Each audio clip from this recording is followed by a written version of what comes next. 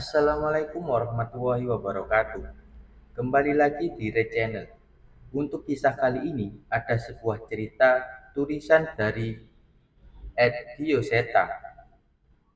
Untuk cerita yang akan saya bawakan kali ini, sebuah kisah yang berjudul Penghuni Malam Rest Area.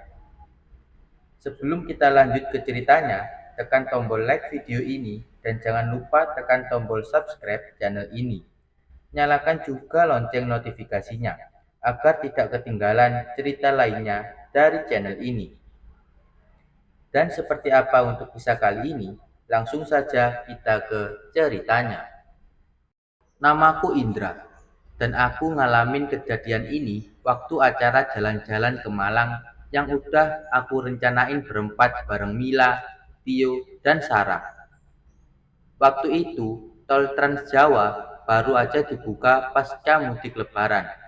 Sebuah kabar baik di mana kami bisa lebih cepat sampai menuju tempat tujuan kami. Kami memulai perjalanan setelah maghrib, dengan maksud kami akan sampai di Malang saat matahari sudah terbit. Jadi kami mengirit biaya menginap 1 malam. Untuk masalah tidur, kami bisa bergantian menyetir dan istirahat secara bergantian. Seperti biasa, di awal perjalanan, kami begitu semangat dan menghabiskan waktu dengan ngobrol dan menikmati camilan di perjalanan.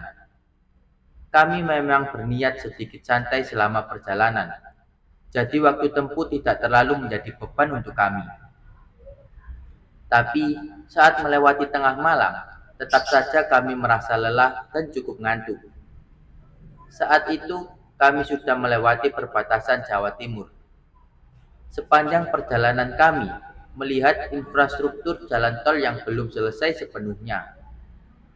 Namun setidaknya sudah ada rest area sederhana yang disediakan oleh pengelola jalan tol. Dra, rest area dulu ya, belat pipis, ucap Mila saat terbangun dari tidurnya.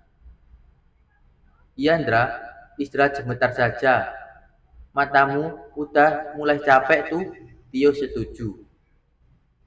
Benar, walaupun aku masih sanggup menahan kantukku, ada baiknya aku beristirahat sejenak untuk menikmati segelas kopi agar lebih segar melanjutkan perjalanan. Sayangnya, cukup lama kami melintas, kami tidak menemukan rest area. Cukup lama, jauh kami melaju, sampai akhirnya kami tiba di sebuah rest area darurat yang hanya menyediakan toilet-toilet portable dan beberapa warung seadanya. Adanya rest area begini, gimana? Aku memastikan. Gak apa Ndra, udah kebelet, balas Mila. Aku pun melipir dan memarkirkan mobilku. Saat itu, Mila buru-buru ke kamar mandi dan kami mencari warung untuk sekedar membeli kopi hangat. Kami mendatangi beberapa kios non-permanen di sana, namun ternyata sudah pada tutup. Kami melihat sekitar pun hampir tidak ada mobil yang berhenti sama sekali, selain untuk kamar mandi saja. Aku sempat kecewa, sampai tiba-tiba Sarah menunjuk ke satu arah. Itu, masih ada yang buka, ucap Sarah menunjuk ke sebuah warung yang terpisah dari kios yang ada. Selain warung itu, ada gerobak-gerobak warung lain juga yang sudah tutup di sekitarnya. Alhamdulillah, masih ada yang buka. Kopi hitamnya 3 ya Bu, ucap Tio pada seorang ibu yang menjaga warung tersebut. Kami bertiga pun mencari posisi duduk, di mana hanya terdapat pilihan 2 meja saja di sana. Bu, kopinya 3 ya Bu. Aku mengulang pesanan kami, karena sang ibu tidak bereaksi dan hanya berdiri saja menatap kami. Sarah menyikutku, memberi isyarat bahwa ibu itu terlihat cukup aneh. Tapi belum sempat aku bertanya lagi, ibu itu mulai mengambil gelas dan membuatkan kopi untuk kami. Bu, saya teh hangat saja ya Bu. Mila yang sudah selesai dengan urusan kamar mandinya segera menyusul kami. 4 gelas minuman kami pun diantar. Kami pun menikmati minuman hangat itu dengan santai sambil meregangkan badan. Tapi tanpa kami sadari, ternyata ibu itu sudah meninggalkan warungnya. Dari perbincangan kami yang cukup seru, tiba-tiba suasana menjadi sangat hening saat tak ada di antara kami yang berbicara. Saat itu, terlihat ada yang berbeda dengan wajah Mila. Mila menceritakan detail apa yang ia lihat setelah ia sampai di Malang. Dari celah kain spanduk warung di belakangku dan Tio, Mila tanpa sengaja melihat sosok putih yang mendekat dari arah persawahan. Mila mencoba untuk tenang, namun semakin lama apa yang ia lihat terlihat semakin jelas. Ada sosok makhluk yang terbungkus kain kafan yang masih terikat berdiri di sana dan menatap mereka dengan wajah yang sudah membusuk. Wajah Mila pucat. Ia ingin memberitahu teman-temannya, namun ia khawatir akan membuat yang lain merasa panik selama perjalanan. "Dra, kita balik sekarang yuk," ucap Mila. "Kopi Tio belum habis loh. Ibunya juga belum datang," balasku. Mila terlihat ke arah pocong itu lagi, dan ia semakin pucat ketika menyadari pocong itu tidak sendirian. Pocong-pocong lain pun muncul di sekitar persawahan, dan semua menatap ke warung tempat mereka berada. "Tinggalin aja duitnya di warung. 100.000 harusnya cukup kan? Yuk," ucap Mila sambil mengeluarkan uang 100 ribuan. "Ya udah, Ndra," muka Mila pucat. "Kayaknya nggak enak badan," ucap Tio. Aku pun mengerti, dan mereka pun segera meninggalkan warung itu. Uang 100 ribu pun diletakkan di meja gerobak penjual itu, dan mereka segera memasuki mobil. "Gak ada yang mau ke kamar kecil lagi kan, Sarah?" tanya Tio. "Gak, udah cepetan," ucap Mila. Sarah pun menggeleng menjawab pertanyaan Tio. Mila pun lega saat akhirnya mereka meninggalkan rest area tersebut. Perjalanan setelahnya lebih hening dari sebelumnya. Selain karena kelelahan, keadaan di rest area itu membuat mereka sedikit tidak tenang. Sambil menyetir, aku merasakan ada yang janggal, seolah ada sesuatu yang salah dengan perjalanan ini. "Mila, kamu gak apa kan? Mau minum obat?" tanyaku memastikan. "Gak apa, aku tidur aja," balas Mila yang wajahnya masih terlihat pucat. Saat itu, tiba-tiba notifikasi pesan singkat di handphoneku berbunyi. Ia melihat potongan pesan itu berasal dari temannya, Sarah. "Dra, kalian di mana?" Ia tidak sadar ada beberapa miss call di handphonenya yang tidak terjawab. Seketika tengkuk leherku panas dingin. Aku tahu bahwa Sarah telah masuk ke dalam mobil.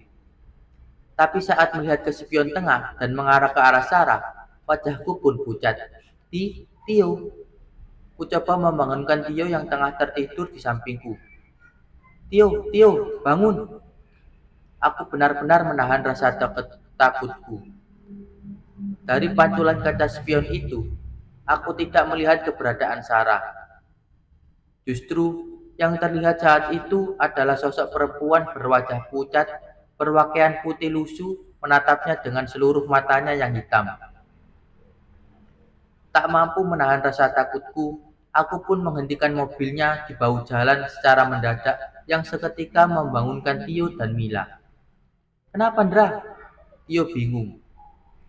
Aku mengintip kaca spion itu lagi, dan anehnya, sosok yang duduk di kursi Sarah itu sudah menghilang dan tidak ada siapapun di sana. Sarah? Sarah mana?" "Tio," tanyaku. Tio menoleh ke belakang dan tidak menemui keberadaan Sarah di sana. "Hah? Tadi di sini. Kamu lihat sendiri kan?" Tio panik. Mila yang terbangun pun juga semakin ketakutan menyadari Sarah tak ada di sebelahnya. "Tadi di sini, Ndra, sumpah," ucap Mila. Mereka mencari ke belakang dan keluar. Kepanikan pun mulai muncul di antara kami. Kalau gitu yang duduk di sebelah gue tadi siapa? Mila benar-benar ketakutan. Aku pun memutuskan menceritakan apa yang aku lihat dari spion tengah sebelumnya. Ada yang ngikut, wujudnya kayak kuntilanak, mukanya pucat, matanya hitam. Dia duduk di sebelah Mila tadi. Jelasku dengan suara yang bergetar. Mila menangis tak mampu menahan takutnya. Ia pun semakin khawatir dengan keadaan Sarah yang mungkin masih tertinggal di rest area tempat ia melihat sekumpulan penampakan pocong itu. Jemput Sarah, Ndra, jemput Sarah, teriak Mila. Ya, kita keluar pintu tol terus putar balik. Tapi paling nggak butuh waktu 1 jam, balasku. Sepanjang perjalanan, Mila mencoba menelepon Sarah, dan Tio mencoba menelepon layanan tol. Namun, sinyal di jalur tol itu tidak stabil, hingga tak ada telepon mereka yang menyambung. Setelah berputar keluar masuk pintu tol, kami pun sampai kembali di rest area itu. Kami pun turun dengan panik mencari keberadaan Sarah. Saat itu, kami cukup lega saat melihat Sarah masih berada di sana, tidak sendirian.